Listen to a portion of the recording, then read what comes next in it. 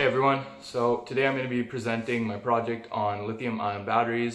Yeah, let's just get right into it. The first battery invented was an alkaline battery, and it was in 1899 by a scientist named Waldemar Junger. So batteries were the main source of electricity before electric grids and electric generators. Batteries started off in telegraphs and telephones, but then nowadays they made their ways towards cell phones, tablets, computers, and even electric cars. So lithium is the metal with the lowest density and the greatest electrochemical potential. So lithium is also very light and very small, which means they have a very high energy density. Therefore, in 1912, Gilbert Newton Lewis began experimentations with lithium batteries. In 1970, the first lithium batteries were produced and sold to the public by Sony. Akira Yoshino was of a Japanese corporation known as Asahi Kasei, led his team to producing the first ever lithium ion battery in 1985 with the idea of a rechargeable battery.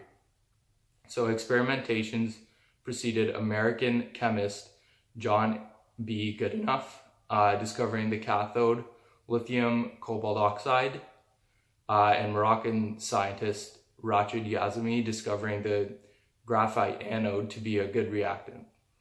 Okay, so there are two main types of lithium ion redox reactions, and the first is lithium cobalt oxide. This is one of the most common, and it's good because it has the greatest energy density found, and it can be found in phones, laptops, computers, tablets, stuff like that. You need that energy density because for these things you want them to be lasting longer and be more powerful overall. But the drawback to it is it produces a lot of thermal energy at high temperatures, and the cobalt oxide could decompose into oxygen and cobalt. And if oxygen mixes together with the heat, they can potentially produce a fire, and this is also what causes overheating. This was also a huge thing that happened with Samsung Note 7s, with them blowing up on planes and stuff like that, because the oxygen mixed together with the high temperatures, producing the fire. So another common type of reaction is the lithium iron phosphate reaction.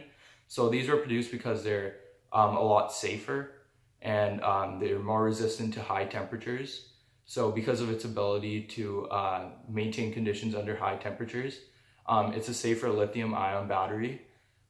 Therefore, it is used in things such as electric cars and power tools where safety is prioritized. The drawback is that it has a lower energy density than lithium cobalt oxide. So Ali is going to talk a little bit about how these reactions work. Thanks, Prabhmeet. I'll take it from here. Alright, so I'm going to be talking about the electrochemistry and the reactions going on in these lithium cobalt oxide batteries and the lithium iron phosphate batteries that Prabhmeet was talking about before. So this is the reaction of lithium cobalt oxide batteries during discharge. So firstly, I'm just clear this up that whenever we start off with lithium, it's in a compound with 6 carbons. This is called lithiated graphite.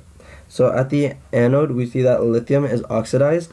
Lithium ions are released from the carbon along with electrons. So this breaks down into an X number of lithium plus ions plus X number of electrons plus 6 carbons. And then at the cathode, lithium ions are absorbed by the lithium dioxide, and the electrode is reduced as it also receives the electrons from the circuit.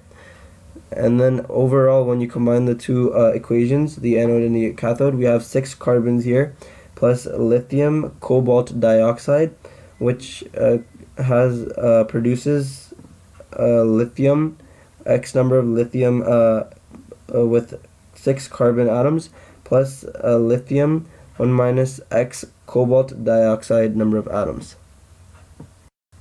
Alright, so this is the reaction for the lithium iron phosphate batteries.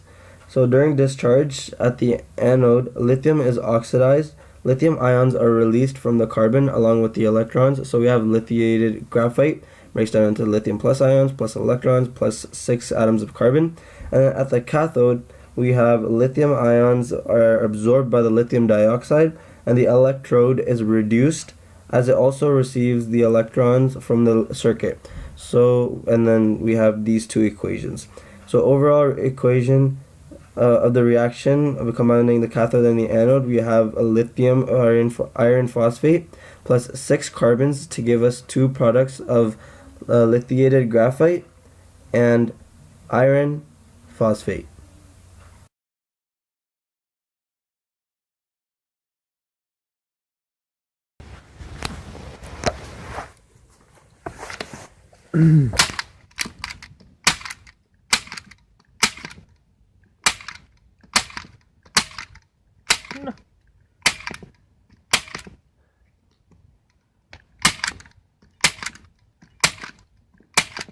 Ei reageerigi, nüüd nii paksu maha tõsuna. Mis üriks akusi potskut liidist säästa?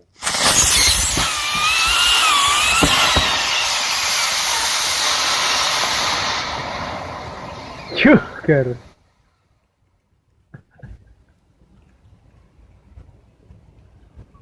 Räme mürgi naid. Kõigil hakkas rämedalt kiire järsku nüüd. Mul läks üks toad selline põlemaks. Laadin peas. Jälle. Nii unni. Keemia laks lahti. Võru on keemias. Lahki selle lõigiga pole põhimõtteliselt praegu vähem. Liiks üle koos.